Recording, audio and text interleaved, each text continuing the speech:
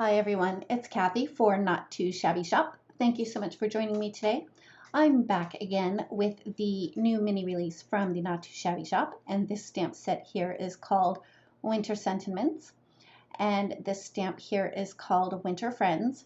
I'll be using those two stamp sets and decided to incorporate some foiling on these two cards now that Jamie is carrying the foil and the accessories that go with it in her shop. The stencils that I'm using are the Pinwheels stencil, which is the one that I'm going to use first, from Whimsy Stamps, and the second one is called Star Galaxy, which is also by Whimsy Stamps. I started out by using some washi tape to hold my Neenah Classic Crest cardstock in place on my stencil, and I'm using the Deco Foil Transfer Duo gel, and this gel is really fancy because you don't have to have a laminator to transfer the foil onto your project. The one thing that I like to do is glob it up at the top of my stencil, and then I use my handy dandy Stencil Pal to drag the transfer gel down to the bottom of my stencil. So after I was done with the pinwheel stencil, I set that off to the side to dry, and then I'm doing the same thing here with the Star Galaxy stencil. I'm globbing the transfer gel up at the top, and then I'll use my Stencil Pal to just drag that gel all the way down to the bottom of my stencil. The one thing about the Deco Foil Transfer Gel Duo is you do want to let it set for at least an hour to dry before you apply the foil and run it through your die cutting machine or laminator if you have one. I let my panels dry for I think about 2 hours before I put the foil on top. For the pinwheel stencil, I decided to use red foil, which these products are available over in Jamie's shop, and I'll make sure to have them linked in the description box below for you. Anyway, I put the red foil on top of my stenciled panel, and I put that inside some parchment paper, and I decided to run it through my Big Shot to show you how easy it is to transfer the foil using the Deco Foil Transfer Gel Duo. I did apply a little pressure on the top of the Big Shot as I was turning the handle, and just for good measure I did run my panel through twice. And before I forget to mention it, when you do use the Deco Foil Transfer Gel Duo or any type of gel with the stencil, you do want to make sure that you wash your stencils and tools right away so that it doesn't dry on the stencils, because it's pretty hard to get off if it does. Anyway, after I had run that through, I just very gently pulled the excess foil off, and there is my beautiful foiled background. And just because it's always fun to do the big reveal, I'm just going to do the reveal for the stars as well. And for the stars, I used copper foil, and you can see how bright and shiny that copper foil really is. After I was done with the foiling, I set them aside and started to work on coloring my little images. I stamped them using Memento Tuxedo black ink onto a piece of Cougar Super Smooth cardstock.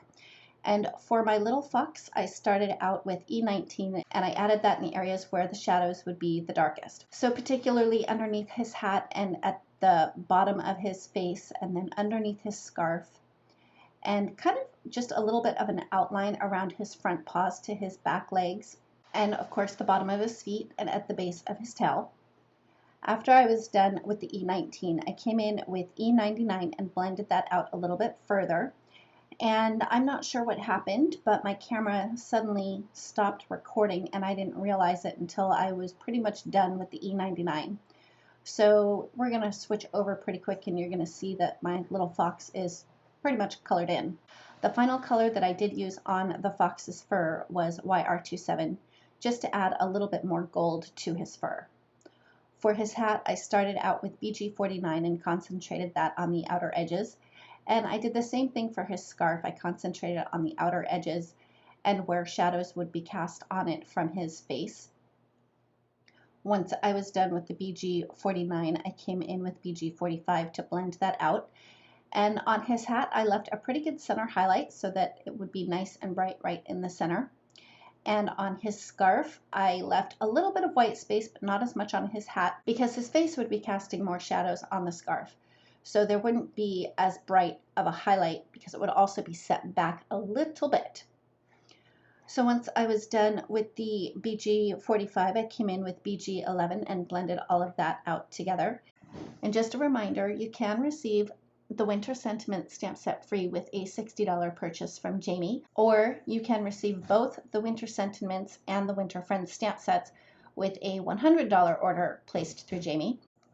And as I mentioned, I'll make sure to have everything linked down in the description box below for you. I'll also have a list of the Copic markers that I used to do the coloring. Speaking of which, for his nose, I just colored that in with E79.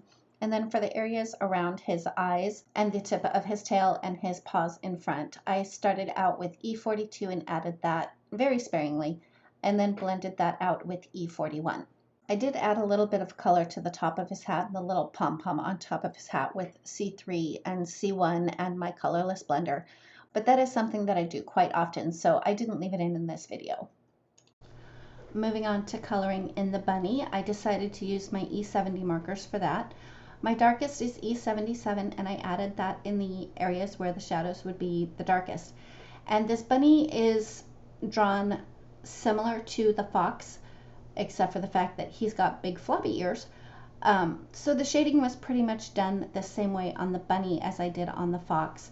So around the outer edges of his face and underneath the top of his hat, and of course his ears that are closest to the hat, because his ears would be set behind his hat a little bit, and at the sides of his bodies, underneath his scarf, and the bottom of his feet. After the E77, I came in with E74 and blended that out, and on his little ears I did leave quite a bit of white space because I still have two more colors to come in with. Once I was done with the E74, I filled in the rest of his ears and his body with E71, and then I blended all of it out with E70. And then for his little muzzle and the stripe on his face, I used the same E42 and E41 as I did on the fox.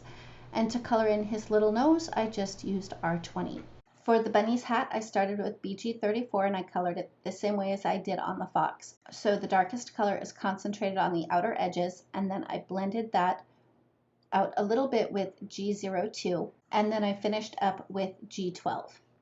And for the white parts on the bunny's hat, I did the same thing with the gray markers. I started with C3 and added that on the outer edges, added a little bit of C1 and blended that out with my colorless blender. I decided for the bunny that he needed to have polka dots on his hat and his scarf, so I used my white gel pen for that. And for the fox's hat and scarf, I decided to add stripes, and I did use the same white gel pen for that. And that finishes up the coloring, and now it's time to put these cards together. Here's a look at the first card that we'll finish putting together with the bunny. I started out by stamping the smaller tree from the Winter Sentiment stamp set with Grass Skirt ink by Catherine Pooler. I did stamp it 4 times, and I did fussy cut it because I wanted to have pine boughs to go on top of the circles to make it look more like an ornament.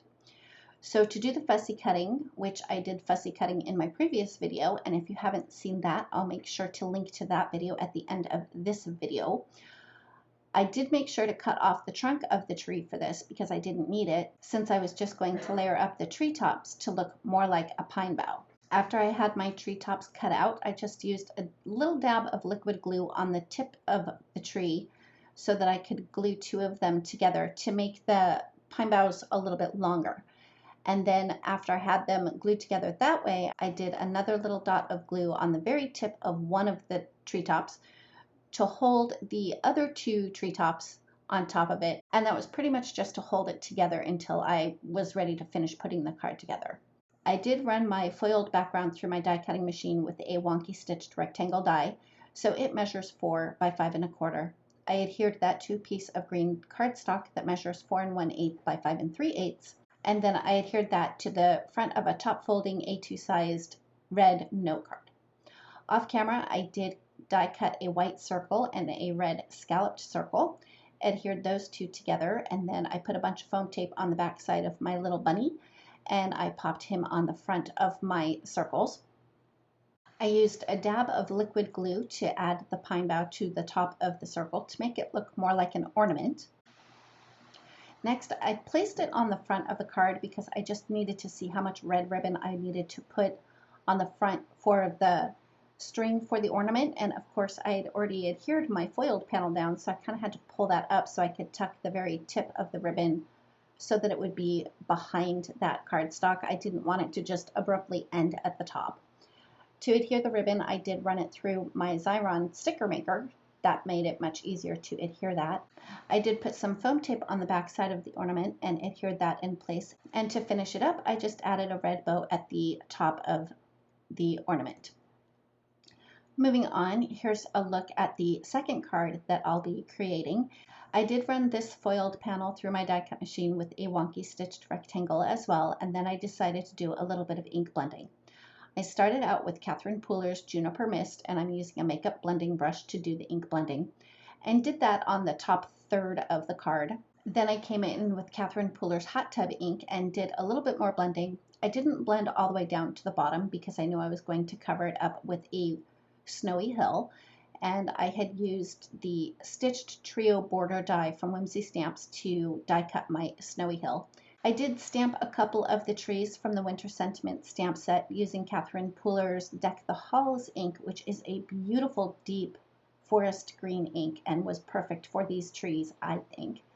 And I did run those through my brother's Scan and Cut to cut them out for me.